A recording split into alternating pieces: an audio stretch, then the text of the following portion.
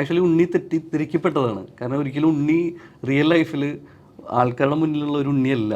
ഉണ്ണി അങ്ങനെ പെട്ടെന്ന് തളർന്നൊരു വ്യക്തിയല്ല.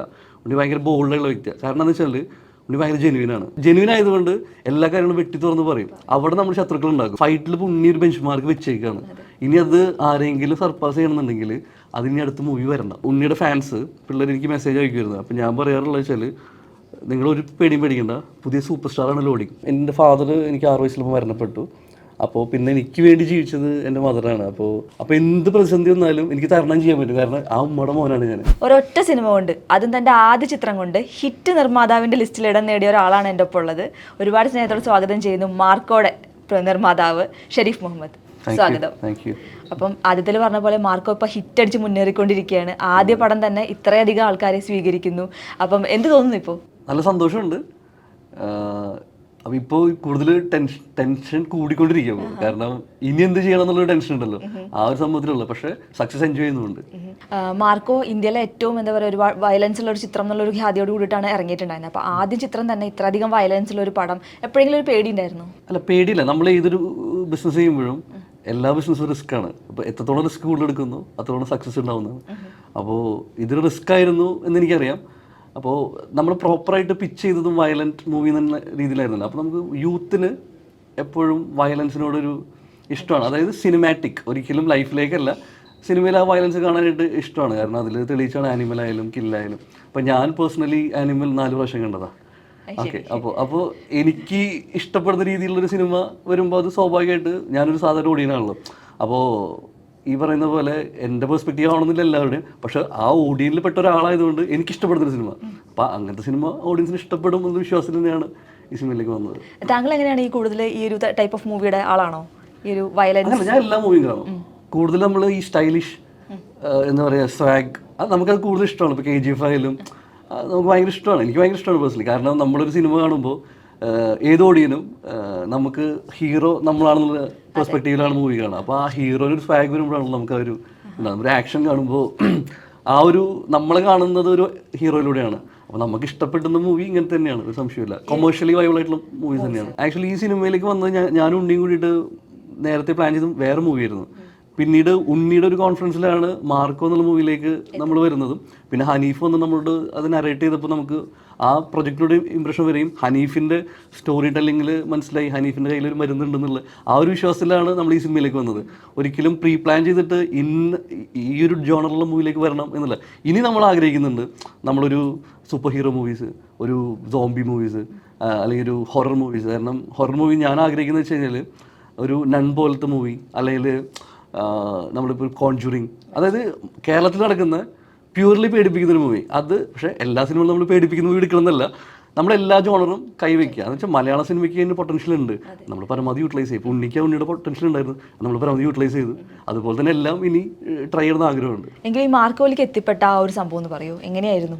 മാർക്കോയിലേക്ക് എത്തിപ്പെട്ടത് ഞാൻ ഉണ്ണിയായിട്ടാണ് ആദ്യം സംസാരിക്കുന്നത്. അപ്പോൾ ഉണ്ണി ഞങ്ങളൊരു പ്രൊജക്റ്റ് അനൗൺസ് ചെയ്തിട്ടുണ്ടായിരുന്നു, November 9 എന്ന് പറഞ്ഞ പ്രൊജക്റ്റ് ആയിരുന്നു. അതൊരു കൊമേഴ്ഷ്യലി ഭയങ്കര വയബിളായിട്ടുള്ള പ്രൊജക്റ്റില്ല, ഒരു നല്ല സിനിമയായിരിക്കും. പിന്നീട് ഉണ്ണി തന്നെയാണ് സജസ്റ്റ് ചെയ്തത് ഈ ഒരു മാർക്കോ എന്നൊരു പ്രൊജക്റ്റ് ഉണ്ട്, ബ്രോ ഇൻട്രസ്റ്റഡ് ആണോ? ഞാൻ പറഞ്ഞു എൻ്റെ ഇൻട്രസ്റ്റ് എന്ന് പറഞ്ഞാൽ ബ്രോൻ്റെ കോൺഫിഡൻസാണ്. ബ്രോൻ്റെ ആ പ്രൊജക്റ്റിൽ കോൺഫിഡൻറ്റ് ഉണ്ടോ എന്ന് ചോദിച്ചു. അപ്പോൾ 100% കോൺഫിഡൻറ്റ് എന്ന് പറഞ്ഞു. നമുക്ക് കേൾക്കാം. അങ്ങനെയാണ് ഹനീഫിനെ ഉണ്ണി കൊണ്ടുവരുന്നതും ഞാനും ഹനീഫ് കൂടി ഇരുന്നിട്ട് കഥ പറയുന്നതും. ഹനീഫ് കഥ പറയാന്ന് വെച്ച് കഴിഞ്ഞാൽ ഹനീഫ് ഒരു ഭയങ്കര ഇലാബറേറ്റ് ചെയ്തിട്ട് കഥ പറയുന്നില്ല, സിമ്പിളായിട്ട് കഥ പറഞ്ഞു. പക്ഷെ എനിക്ക് ഭയങ്കരമായിട്ട് ഹുക്കായി. സംഭവം ചെറിയ സ്റ്റോറിയാണ്, പക്ഷേ ആ സ്റ്റോറീനെ അവൻ പോർട്രേറ്റ് ചെയ്യുന്ന രീതി അതെനിക്ക് ഭയങ്കര ഇഷ്ടമായി. അപ്പോൾ എനിക്ക് മനസ്സിലായി ഹനീഫിൻ്റെ കയ്യിലൊരു സാധനമുണ്ട്. കാരണം ഒരു ഹനീഫിനെ ഞാൻ മുൻപും സിനിമകൾ കണ്ടിട്ടുണ്ട് ഹനീഫിൻ്റെ. കാരണം നമ്മളൊരു മമ്മൂട്ടി, ലാലേട്ടൻ നമ്മളൊരു ആരാധിക്കുന്ന ആൾക്കാരാണ്, നമ്മൾ റെസ്പെക്ട് ചെയ്യുന്ന ആൾക്കാരാണ്. അപ്പോൾ അവരുടെ മൂവിയിൽ മമ്മൂക്കാനെ ഏറ്റവും സ്റ്റൈലിഷായിട്ട് പ്ലേസ് ചെയ്തൊരു സംവിധായകനാണ് ഹനീഫ്. അപ്പോൾ ഹനീഫിൻ്റേതൊരു പൊട്ടൻഷ്യൽ ഉണ്ട്. അപ്പോൾ ഹനീഫിന് സ്വാഭാവികമായിട്ട് ഏതൊരു സംവിധായകനും നായകനും പ്രൊഡ്യൂസർക്ക് എല്ലാവർക്കും ഹിറ്റുണ്ടാവും, ഫ്ലോപ്പ് ഉണ്ടാവും. അപ്പോൾ ഒരു ഫ്ലോപ്പ് ഉണ്ടെന്ന് വിചാരിച്ചിട്ട് നമുക്ക് അദ്ദേഹത്തിന് തള്ളിക്കളയാൻ പറ്റില്ല. കാരണം അദ്ദേഹം ചെയ്തു വെച്ചിട്ടുള്ള കാര്യങ്ങൾ മുൻപ് സക്സസ് ഉണ്ടാക്കിയിട്ടുണ്ട്. അപ്പോൾ ഈ വിശ്വാസമൊക്കെ തന്നെയായിരുന്നു നമ്മൾ മാർക്കോയിലേക്ക് എത്താനുള്ള കാരണം. ഉണ്ണിയുടെ കേസ് പറയുകയാണെങ്കിൽ ഇതുപോലെ തുടക്കം ഭയങ്കര വലിയൊരു ബ്രേക്ക് കിട്ടി തുടങ്ങിയ ഒരു മനുഷ്യനാണ്. പക്ഷേ പിന്നീട് അങ്ങോട്ട് കരിയറിൽ എല്ലാ നടന്മാർക്കും ഉണ്ടാകുന്ന പോലെ ഉയർച്ച താഴ്ചകളും ഉണ്ടായിട്ടുണ്ട്. പക്ഷേ പേഴ്സണൽ ലൈഫിലായാൽ പോലും ഒരുപാട് അറ്റാക്കിങ്ങും സൈബർ അറ്റാക്സ് ഒക്കെ നേരിട്ട ഒരു മനുഷ്യനും കൂടിയാണ് ഉണ്ണിയേട്ടൻ എന്ന് പറയുന്നത്. അപ്പം അദ്ദേഹത്തിന് ഇതുപോലത്തെ ഒരു വിജയം വളരെ അത്യാവശ്യമുള്ള ഒരു സമയത്താണ് മാർക്കോ വന്നിട്ടുണ്ടായിരുന്നത്.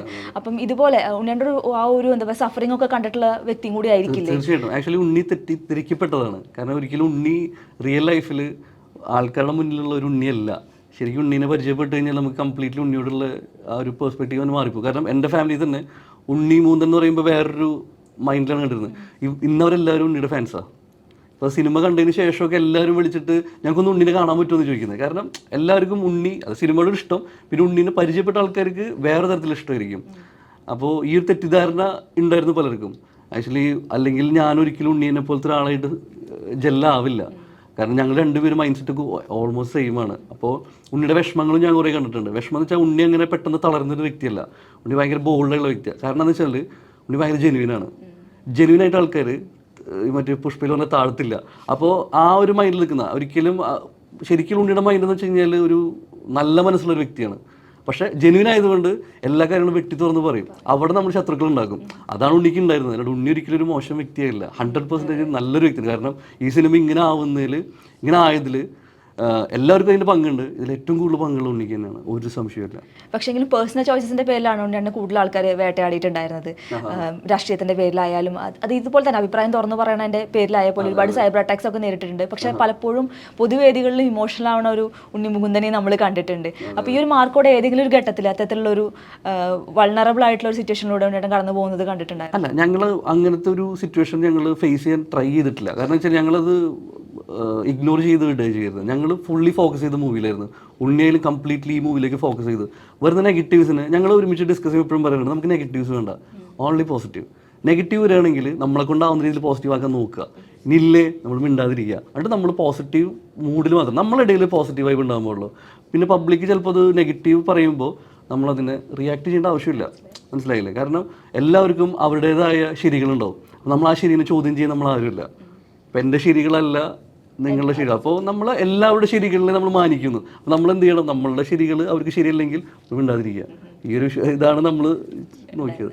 അപ്പോൾ ഞാൻ നേരത്തെ പറഞ്ഞല്ലോ ഉണ്ണിയുടെ കരിയറിൽ ഈ ഒരു വിജയം മാർക്കോടെ ഇത്രയും വലിയൊരു സക്സസ് അനിവാര്യമായിട്ടുള്ള സമയമായിരുന്നു. അപ്പം അദ്ദേഹം ഈ ഒരു പടത്തിലേക്ക് ഇറങ്ങുന്ന സമയത്ത് ഇതുപോലെ എന്ത് പ്രതീക്ഷയാണ് മുമ്പോട്ട് വെച്ചിട്ടുണ്ടായിരുന്നത്? അല്ല, എനിക്ക് ഈ സിനിമയിൽ ഉണ്ടായിരുന്ന ഏറ്റവും വലിയ പ്രതീക്ഷ ഉണ്ണി തന്നെയായിരുന്നു. കാരണം ഉണ്ണിയെ പോലത്തെ ഒരാൾ ഒരു ഫൈറ്റ്, ഒരു ആക്ഷൻ മൂവി ചെയ്ത് കഴിഞ്ഞാൽ ഏറ്റവും ആപ്റ്റായിട്ടുള്ള മലയാള സിനിമയിൽ ആപ്റ്റായിട്ടുള്ളൊരു വ്യക്തികൾ ഏറ്റവും തലപ്പത്ത് നിൽക്കുന്ന ഒരു വ്യക്തി ഉണ്ണി തന്നെയാണ്. അപ്പോൾ എൻ്റെ വിശ്വാസം ഉണ്ണിയുടെ ആക്ഷൻ സീക്വൻസിൽ തന്നെയായിരുന്നു. ഉണ്ണിയുടെ കോൺഫിഡൻസ് വെച്ചാൽ ഉണ്ണിയുടെ ആക്ഷൻ തന്നെയായിരുന്നു ഉണ്ണിയുടെ കോൺഫിഡൻസ്. കാരണം വെച്ചാൽ ഉണ്ണിക്ക് അറിയാം ഉണ്ണി ഫൈറ്റ് ചെയ്ത് കഴിഞ്ഞാൽ അതൊരു ബെഞ്ച് മാർക്ക് ആയിത്തീരുന്നുള്ളത്.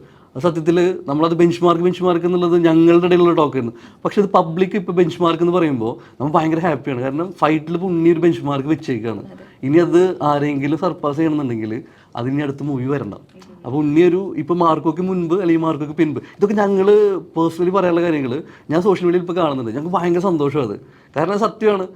അപ്പോൾ ഉണ്ണി ആക്ഷൻ ഒരു ബെഞ്ച് മാർക്ക് ഇട്ട് കഴിഞ്ഞു, സംശയമില്ല. ബെഞ്ച് മാർക്ക് മാത്രമല്ല, എൻ്റെ ഒരു ഉണ്ണിയുടെ ഫാൻസ് പിള്ളേർ എനിക്ക് മെസ്സേജ് അയക്കുമായിരുന്നു. അപ്പോൾ ഞാൻ പറയാറുള്ളത് വെച്ചാൽ നിങ്ങളൊരു പേടിയും പേടിക്കണ്ട, പുതിയ സൂപ്പർ സ്റ്റാറാണ് loading, new super star loading എന്ന് പറഞ്ഞിട്ടാണ് ഞാൻ അവർക്ക് മെസ്സേജ് അയക്കാറ്. അപ്പോൾ ഇപ്പോഴും ഇതേപോലെ തന്നെ പബ്ലിക് സൂപ്പർ സ്റ്റാർ എന്ന് പറഞ്ഞു തുടങ്ങി. അപ്പോൾ ഞാനും അതിൽ വിളിക്കാൻ ആഗ്രഹിക്കാൻ ഉണ്ണിനെ സൂപ്പർ സ്റ്റാർ ഉണ്ണി മുകുന്ദൻ. അതെന്തായാലും അങ്ങനെ തന്നെ ഓൾമോസ്റ്റ് ആയി കഴിഞ്ഞു. അതുപോലെ തന്നെ ഹനീഫ് അദേനി എന്ന് പറഞ്ഞുള്ള ഫിലിം മേക്കറിന്റെ ഒരു സംഭവം കൂടെ എടുത്തു പറയേണ്ടതാണ്. അപ്പം പ്രൊഡ്യൂസർ എന്നുള്ള നിലയിലായിക്കോട്ടെ, അല്ലാന്നുണ്ടെങ്കിൽ പുറത്തുനിന്ന് കാണുന്ന ഒരു പ്രേക്ഷകൻ എന്ന നിലയിലായിക്കോട്ടെ, എങ്ങനെയായിരിക്കും വിലയിരുത്തുന്നുണ്ടാവുക? ഹനീഫ് പേഴ്സണലി ഒരു പാവ മനുഷ്യനാണ്. ഹനീഫിനെ കണ്ടു കഴിഞ്ഞാൽ ഒരിക്കലും ഇങ്ങനത്തെ ഒരു വയലന്റ് മൂവി ചെയ്യുന്ന ഒരാളാണെന്ന് ഒരിക്കലും പറയില്ല. പിന്നെ ഹനീഫിൻ്റെ ഡെഡിക്കേഷനും, ഹനീഫിനൊരു വിഷനുണ്ട്. അതായത് ഒരു സാധാരണ വിഷനല്ല, അവർക്കൊരു സ്റ്റെപ്പ് മുന്നിലാണ്.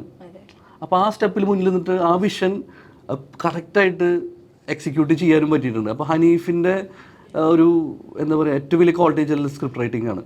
കാരണം ഹനീഫ് ഒരു ചെറിയ സംഭവത്തിനെ എങ്ങനെ വലുതാക്കാം എന്ന് ഹനീഫിനറിയാം സിനിമയിൽ. അപ്പോൾ അനീഫ് അത് വളരെ വൃത്തിയായിട്ട് ചെയ്തിട്ടുണ്ട്, നല്ല രീതിയിൽ ഡയറക്റ്റും ചെയ്ത്. പറഞ്ഞ പോലെ ഒരുപാട് ക്യാരക്ടേഴ്സിന്റെ കാര്യങ്ങൾ എടുത്തു പറയേണ്ടത്, നമ്മളൊന്നും പ്രതീക്ഷിക്കാത്ത രീതിയിലുള്ള വില്ലനിസം കാണിച്ച ഒരുപാട് കഥാപാത്രങ്ങളുണ്ട്. പ്രത്യേകിച്ചും ഷമിസാറിന്റെ മകൻ ഇതിനകത്ത് മെയിൻ വേഷത്തിലെത്തുന്നു, വില്ലൻ വേഷത്തിലെത്തുന്നുണ്ട്. ഒപ്പം ജഗദീഷന്റെ പെർഫോമൻസ് എടുത്ത് പറയണം. അപ്പൊ അതുപോലെ നമുക്ക് ഞെട്ടിക്കുന്ന കുറെ പെർഫോമൻസും വന്നിട്ടുണ്ടായിരുന്നു. നമുക്ക് എനിക്ക് എടുത്തു പറയേണ്ട പെർഫോമൻസ് വെച്ചാൽ കബീർ സിംഗ്, മെയിൻ വില്ലൻ. കബീർ സിംഗിന്റെ പെർഫോമൻസ് വെച്ചാൽ അസാധ്യമായിരുന്നു. കാരണം ആക്ച്വലി ഈ സിനിമനെ ഒരു നെക്സ്റ്റ് ലെവലിലേക്ക് കൊണ്ടുപോയത് പുള്ളിയുടെയും കൂടി പെർഫോമൻസ് ആണ്, അല്ലെങ്കിൽ പുള്ളിയുടെ കൂടി ഒരു സിഗ്നേച്ചർ ആയിരുന്നു ഈ സിനിമ ഒരു നെക്സ്റ്റ് ലെവലിലേക്ക് പോയത്. പിന്നെ അഭിമന്യു ഒരു പുതിയൊരു ആക്ടറാണെന്ന് ഒരിക്കലും പറയില്ല. കാരണം ഈ അഭിമന്യുവിനെ കാസ്റ്റ് ചെയ്യുന്ന സമയത്ത് തന്നെ ഞാനിത് അറിയുമ്പോൾ ഞാൻ ഭയങ്കര എക്സൈറ്റഡ് ആയിരുന്നു. കാരണം വരുന്നത് ഒരു ലെജൻഡറി ഫാമിലിയിൽ നിന്നാണ്. അപ്പോൾ വരുന്നത് ഇത്രയും വലിയൊരു തിലകൻ സാറിൻ്റെ പോലത്തെ ഒരു വ്യക്തിയുടെ വീട്ടിൽ നിന്ന് വരുമ്പോൾ ആളുടെ കയ്യിൽ എന്തെങ്കിലും ഉണ്ടാവും, പുതിയ സിനിമയായാലും എന്തെങ്കിലും കാണിക്കും എന്നുള്ളൊരു വിശ്വാസം നമുക്കുണ്ട്. അപ്പോൾ ഞാൻ ഭയങ്കര എക്സൈറ്റഡ് ആയിരുന്നു. പിന്നെ ജഗദീഷ് ചേട്ടനായാലും സിദ്ദീഖ്, അവർക്ക് ഓൾറെഡി ലെജൻസാണ്. ഈ സിനിമ അവർ വന്നതുകൊണ്ട് നമുക്കാണ് ബെനിഫിറ്റ് ഉണ്ടായത്. അതായത് ഞാനതിൽ ഭാഗ്യം എന്ന് വിചാരിക്കുന്നു. പിന്നെ ഇഷാൻ എന്ന് പറഞ്ഞ പുതിയ ഉണ്ണിയുടെ അനിയനായിട്ട് അഭിനയിച്ചു. അവനൊക്കെ ഗംഭീര പെർഫോമൻസ് ആയിരുന്നു. എനിക്ക് ഇഷാനെ നേരത്തെ അറിയാം. ഞാനൊരിക്കലും ഇഷാൻ ഇത്ര നന്നായി പെർഫോം ചെയ്യുന്ന ഒരിക്കലും പ്രതീക്ഷിച്ചിട്ടില്ല. അപ്പോൾ അതൊക്കെ വലിയ സന്തോഷമുണ്ട്. പിന്നെ എനിക്ക് എടുത്തു പറയേണ്ടത് ടെക്നീഷ്യൻസിനെയാണ്. കാരണം ഈ സിനിമ ഈ ലെവലിൽ എത്തിയത് ഇതിന്റെ ടെക്നീഷ്യൻസ് ആണ്. പ്രത്യേകിച്ച് സംഗീതത്തിന് വലിയ പ്രാധാന്യമാണ്. രവിബസു സാറ് ഔട്ട്സ്റ്റാൻഡിങ് പെർഫോമൻസ്. അത് എനിക്ക് ആളെ കുറിച്ചിട്ട് ജഡ്ജ് ചെയ്ത് ഞാൻ ആരുമല്ല, പക്ഷെ പുള്ളി ഈ സിനിമനെ വേറെ ലെവലിലേക്ക് കൊണ്ടുപോയി. പിന്നെ നമ്മളുടെ ചന്ദ്രു സെൽവരാജ്, നമ്മളുടെ DOP. പിന്നെ എടുത്തു പറയേണ്ടത് നമ്മൾ ഫൈറ്റ് മാസ്റ്റർ കലൈ കിങ്സൺ. അത് പുള്ളി, ഞാൻ പറയുന്നത് ഇന്ത്യയിൽ തന്നെ ഏറ്റവും ബെസ്റ്റ് ഫൈറ്റ് മാസ്റ്റർ ആയിട്ട് പുള്ളി വരും. കാരണം അത് നമ്മൾക്ക് പുള്ളിയുടെ ഡെഡിക്കേഷൻ ഞാൻ കണ്ടത് നേരിട്ട്. കാരണം ഞാൻ ആദ്യമായിട്ട് സിനിമ ഷൂട്ടിംഗ് കാണുന്നതായിരിക്കും, പക്ഷെ നമുക്ക് പുള്ളിയുടെ ഒരു വിഷൻ, അതായത് പുള്ളി പോർട്രേ ചെയ്യുന്ന രീതി ഉണ്ടല്ലോ, ഭയങ്കര രസമാണ്. ആക്ച്വലി ആ സ്റ്റെയർ കേസ് ഫൈറ്റ് പുള്ളിയാണ് ക്യാമറ കൈകാര്യം ചെയ്തത്. പുള്ളി തന്നെ ഫൈറ്റും കൊറിയോഗ്രാഫ് ചെയ്ത് പുള്ളി തന്നെയാണ് ക്യാമറയും കൈകാര്യം ചെയ്തത്. അപ്പോൾ പുള്ളിയുടെ ഒരു ടാലന്റ് ഉണ്ടല്ലോ, അത് ഭയങ്കരമാണ്. അതുകൊണ്ട് പുള്ളി ഇന്ത്യയിലത്തെ ഒരു നമ്പർ 1. നമ്മൾ സിനിമയിൽ ചെയ്ത എല്ലാവരും നമ്പർ 1 ആവും, പക്ഷെ കലയിൽ എനിക്ക് സ്പെഷ്യലി പറയണം. കാരണം അത്രയും നന്നായിട്ട് ചെയ്തിട്ടുണ്ട്. പിന്നെ നമ്മൾ ആർട്ട് ചെയ്തിട്ടുള്ള സുനിലേട്ടൻ, എല്ലാവരും പിന്നെ നമ്മൾ സ്റ്റുഡിയോ ചെയ്ത് അവരെല്ലാവരും അടിപൊളിയായിരുന്നു. സപ്ത റെക്കോർഡ്സ്, പിന്നെ രാജാകൃഷ്ണൻ, എല്ലാവരും ഗംഭീരമായിട്ട് ചെയ്തിട്ടുണ്ട്. നമുക്ക് ഇതിൽ ഏറ്റവും വലിയ ഗുണം ഇതിന്റെ ടീമായിരുന്നു. ടീം വർക്കിന്റെ എഫേർട്ട് 100%. അതുപോലെ തന്നെ ചെറിയൊരു സെൻസർ കട്ടും വന്നിട്ടുണ്ട്. റിയാസ് ഖാന്റെ സീൻ മൊത്തം അതെനിക്കൊരു തെറ്റിദ്ധാരണ ഉണ്ട്. കാരണം റിയാസ് ഖാന്റെ സീനിൽ ഞാൻ പറഞ്ഞു, റിയാസ് ഖാന്റെ OTTയിൽ കാണാമെന്ന് പറഞ്ഞത് ഞാൻ പറഞ്ഞിട്ടുണ്ടായിരുന്നു റീസെന്റ്. റിയാസ് ഖാന്റെ സീൻ ഒരിക്കലും ബ്രൂട്ടൽ അല്ല, അതൊരു തെറ്റിദ്ധാരണ. കാരണം ഞാൻ എന്താണോ പറഞ്ഞത് അത് നേരെ റിവേഴ്സ് ആയിട്ട് വരരുത്. കാരണം നാളെ OTTയിൽ വരുമ്പോൾ നിങ്ങളത് തെറ്റിദ്ധരിക്കപ്പെടരുത്. കാരണം എനിക്ക് അങ്ങനെ ഒരു ഫോൾസ് പ്രോമിസസ് തരാൻ താല്പര്യമില്ല. അപ്പോൾ ഞാൻ മുൻകൂട്ടി പറയുന്നത് റിയാസ് ഖാന്റെ ഒരിക്കലും ബ്രൂട്ടൽ സീൻസ് അല്ല. നമ്മൾ സിനിമയിൽ ആവശ്യം ഉള്ള കാര്യങ്ങൾ കറക്റ്റായിട്ട് കേട്ടി. അപ്പോൾ അതിന് ഡയറക്ടറിൻ്റെ ഒരു ചോയ്സ് ആയിരുന്നു. ഇപ്പോൾ തൽക്കാലം നമ്മളിതിട്ട് സിനിമയുടെ ലെങ്ത്ത് കൂട്ടണ്ട, അങ്ങനത്തെ കുറച്ച് കാര്യങ്ങളുണ്ടായിരുന്നു. അതുകൊണ്ടാണ് റിയാസ് ഖാൻ്റെ പോഷൻ വരുന്നത്. പിന്നെ വയലൻസ് സെൻസർ കട്ട് ചെയ്തത് നമ്മൾ സീൻസ് കട്ട് ചെയ്യല്ലേ ചെയ്തത്. സീൻസിൽ, അതായത് സീൻസ് എന്ന് പറയുന്നത് നമ്മുടെ ഇൻറ്റൻസിറ്റി കുറയ്ക്കുകയാണ് ചെയ്തത്. അത് വയലൻസിൻ്റെ ഇൻറ്റൻസിറ്റി കുറച്ചു. കാരണം വയലൻസിൻ്റെ ഇൻറ്റൻസിറ്റി കുറച്ചും കൂടി കൂടുതലായിരുന്നു, കുറച്ച് ഒരു പൊടിക്ക് കൂടുതൽ. അത് കുറച്ചും കൂടി കുറച്ചിട്ടുണ്ട്, അതിനുള്ള കട്ട്സ് ചെയ്തിട്ടുണ്ട്. അപ്പോൾ OTT വരുമ്പോഴും നമ്മൾ ഫുൾ വേർഷനാണ് കൊടുക്കാൻ പോകുന്നത്. പിന്നെ അവരാണ് തീരുമാനിക്കുന്നത്. കാരണം അവർക്ക് തീരുമാനിക്കുന്നത് ഇതിൽ ഇത്രയും വയലൻസ് ഉണ്ട്, ഇനിയും കൂട്ടണോ, അത് ഇൻറ്റൻസിറ്റി കൂട്ടേണ്ട ആവശ്യമില്ല, അപ്പോൾ ഇത്ര മതി, അത് പിന്നെ അവർ തീരുമാനിക്കും, നമ്മൾ കൊടുക്കും എല്ലാം. പിന്നെ സെൻസറിലായാലും നമ്മൾ പരമാവധി അവരോട് റിക്വസ്റ്റ് ചെയ്തിട്ട് ഫൈറ്റ് ചെയ്യാൻ റിക്വസ്റ്റ് ചെയ്ത് തന്നിട്ടുണ്ട്. അവരുടെ ലിമിറ്റേഷനിലൊക്കെ അവർ ചെയ്ത് തന്നിട്ടുണ്ട്. ഈ ബിസിനസ്സിൽ നിന്ന് സിനിമ എപ്പോഴാണ് എത്തിപ്പെടുന്നത് ഈ മനസ്സിലേക്ക്? സിനിമ ഒരു ബിസിനസ് ആണല്ലോ. അപ്പോൾ ആക്ച്വലി സിനിമ ബിസിനസ് പെർസ്പെക്റ്റീവിൽ തന്നെയാണ് നമ്മൾ സ്റ്റാർട്ട് ചെയ്തത്. പക്ഷേ സിനിമ ചെയ്തു തുടങ്ങിയപ്പോൾ എനിക്ക് ഭയങ്കര പാഷനായിപ്പോയി. അപ്പോൾ ആക്ച്വലി ഏതൊരു സിനിമയും പാഷൻ പ്ലസ് ബിസിനസ് രണ്ടും കൂടി മേർജ് ചെയ്താലാണ് അതിനൊരു റിസൾട്ട് ഉണ്ടാവുന്നത്. അല്ലാണ്ട് നമ്മൾ പാഷൻ മാത്രമായി കഴിഞ്ഞാൽ റിസൾട്ട് ഉണ്ടാവില്ല. ബിസിനസ്, ഞാൻ ഒരു പ്രൊഡ്യൂസറിൻ്റെ മൈൻഡ് സെറ്റാണ് കേട്ടോ പറയുന്നത്. അപ്പോൾ അങ്ങനെയാണ് ഞാൻ വിശ്വസിക്കുന്നത്. അപ്പോൾ രണ്ടും കൂടിയിട്ട് മേർജ് ചെയ്യുമ്പോഴാണ് അതിനൊരു സക്സസ് ഫോമിൽ ഉണ്ടാകുന്നത്. അപ്പോൾ ഇതാണ് ഞാനും അഡോപ്റ്റ് ചെയ്തത്. ഒറ്റയടിക്ക് സക്സസിലേക്ക് എത്തിയ ആളല്ല, ഒരുപാട് ചലഞ്ചസ് നേരിട്ടിട്ടാണ് ബിസിനസ് കെട്ടിപ്പടിക്കുന്നത്. അപ്പം അതിലുള്ള ചലഞ്ചസിനേക്കാളും വേറെ ടൈപ്പ് ഓഫ് ചലഞ്ചസ് ആയിരിക്കും മൂവിയിൽ ഉണ്ടായിട്ടുണ്ടാവുക, ഫിലിം ഫീൽഡിൽ ഉണ്ടാവുക. എങ്കിലും ഈ ഒരു രണ്ടിൻ്റെ ഒരു ബാലൻസിങ്, അല്ലെങ്കിൽ വരാൻ പോകുന്ന ഒരു ഇതിലേക്ക് ഇറങ്ങുന്ന ആൾക്കാരുണ്ടായിരിക്കാം, ബിസിനസ്സിലേക്ക് താല്പര്യമുള്ള ആൾക്കാരുണ്ടായിരിക്കാം, അവർക്ക് പറയാനുള്ള ഒരു സംഭവം എന്തായിരിക്കും? ആക്ച്വലി നമ്മളൊരു പ്രൊഡ്യൂസറായാലും ഒരു ബിസിനസ് ഓൺ ചെയ്യുന്ന ഒരു വ്യക്തിയായാലും നമ്മൾ ശരിക്കും പറഞ്ഞു കഴിഞ്ഞാൽ ഒരു സൊല്യൂഷൻ മേക്കറാണ്. നമ്മൾ പ്രശ്നങ്ങൾ ഉണ്ടാകുമ്പോൾ അത് സൊല്യൂഷൻ ഉണ്ടാക്കുന്നതാണ് ഏറ്റവും തലപ്പത്തിരിക്കുന്ന ആൾ ചെയ്യേണ്ടത്. അല്ല പ്രശ്നങ്ങൾ വരുമ്പോൾ നമ്മളവിടെ ഡെസ്പാവുന്ന ആളല്ല. പ്രശ്നങ്ങൾ വരും, ഏത് ബിസിനസ്സിലും ഏതൊരു സംഭവത്തിലും വരും. അവിടെ നമ്മൾ സൊല്യൂഷൻ ഉണ്ടാക്കാൻ നോക്കുക. ഞാൻ ആ സിറ്റുവേഷനിൽ അകത്ത് ടെൻഷൻ ഉണ്ടാവും, പക്ഷെ ഞാൻ പുറത്ത് കാണിക്കില്ല. ഞാൻ പകരം സൊല്യൂഷൻ എങ്ങനെ ഉണ്ടാക്കാം, ഇത് മാത്രമായിരിക്കും എൻ്റെ. ആക്ച്വലി എനിക്ക് എപ്പോഴും വാശിയാണ് കൂടാറ്. എനിക്ക് എന്തെങ്കിലും ഒരു പ്രശ്നം വരുമ്പോൾ അവിടെ ഞാൻ വിഷമിക്കുന്നതൊക്കെ കൂടുതൽ വാശി കൂടും. എനിക്ക് സംഭവം എനിക്ക് പ്രഷർ കൂടും, പക്ഷെ വാശിയാണ് കൂട്ടാറ്. അപ്പോൾ അങ്ങനെ നമ്മൾ വാശി കൂടുമ്പോൾ അതിന് റിസൾട്ട് വരും. നമ്മൾ ടെൻഷൻ അടിച്ചിരുന്നു കഴിഞ്ഞാൽ നമ്മൾ ഡൗൺ ആയിപ്പോയി, അതിന് റിസൾട്ട് ഉണ്ടാവില്ല. ഞാൻ റിസൾട്ട് ഉണ്ടാക്കാൻ നോക്കുക. ഞാൻ റിസൾട്ട് ഓറിയൻറ്റഡ് ആയിട്ടാണ് പോവാറ്. ക്വാളിറ്റി ഡ്രിവൺ റിസൾട്ട് ഓറിയൻറ്റഡ് ആ രീതിയിലാണ് ഞാൻ എപ്പോഴും പോവാറ്. അമ്മയാണ് ഏറ്റവും വലിയ ഇൻസ്പിറേഷൻ എന്ന് പറഞ്ഞിട്ടുണ്ട്. അമ്മയുടെ ഇൻസ്പിറേഷൻ എന്ന് പറയാൻ കാരണം എൻ്റെ ഫാദർ എനിക്ക് 6 വയസ്സിൽ മരണപ്പെട്ടു. അപ്പോൾ പിന്നെ എനിക്ക് വേണ്ടി ജീവിച്ചത് എൻ്റെ മദറാണ്. അപ്പോൾ അതിലെനിക്ക് എന്താ പറയുക, എനിക്ക് ഈ ഒരു വിൽ പവർ തന്നത് എൻ്റെ മദറാണ്. കാരണം അതെനിക്ക് കുറേ ഇൻസിഡൻസ് ഉണ്ടായിട്ടുണ്ട്. എൻ്റെ ഉമ്മ ചെയ്തു വെച്ച പല കാര്യങ്ങളും, എൻ്റെ ഉമ്മ എന്തൊക്കെ ഉമ്മ ചെയ്ത കാര്യങ്ങൾ ഞാൻ കണ്ടുപഠിച്ചത് അതാണ്. കാരണം ഒരു ഭർത്താവില്ലാതെ എങ്ങനെ ജീവിക്കാം, ഒരു മകന് വേണ്ടിയിട്ട്. ഉമ്മ ഭർത്താവില്ലാതെ ജീവിക്കുന്നതല്ല, ഒരു മകന് വേണ്ടിയിട്ട് ആ ജീവിച്ചതാണ് എൻ്റെ ഇൻസ്പിറേഷൻ. അപ്പോൾ എന്ത് പ്രതിസന്ധി വന്നാലും എനിക്ക് തരണം ചെയ്യാൻ പറ്റും, കാരണം ആ ഉമ്മയുടെ മോനാണ് ഞാൻ. അപ്പോൾ അതുകൊണ്ട് എനിക്ക് ആ ഒരു കാര്യത്തിൽ എനിക്ക് കൂടുതൽ ഇഷ്ടം, ഇപ്പം എൻ്റെ ഓഫീസിലുള്ള എനിക്ക് ആൾക്കാരോട് കൂടുതൽ ഇഷ്ടം തോന്നുക പാരൻസിനോട് കൂടുതൽ അറ്റാച്ച്ഡ് ആയിട്ടുള്ള ആൾക്കാർ എനിക്ക് ഭയങ്കര ഇഷ്ടമാണ്. അപ്പോൾ ഞാൻ അവരോട് കൂടുതൽ അറ്റാച്ച്ഡ് ആവും. കാരണം വെച്ചാൽ എനിക്ക് ആ ഒരു സിറ്റുവേഷൻ ഭയങ്കര ഇതായിരുന്നു. കാരണം എനിക്ക് ഉമ്മ ഉള്ളപ്പോൾ തന്നെ എനിക്കിപ്പോഴും എൻ്റെ മനസ്സിലെന്ന് വെച്ചാൽ എൻ്റെ ഉമ്മക്ക് എനിക്കൊന്നും ചെയ്യാൻ പറ്റിയിട്ടില്ലല്ലോ എന്നാണ്.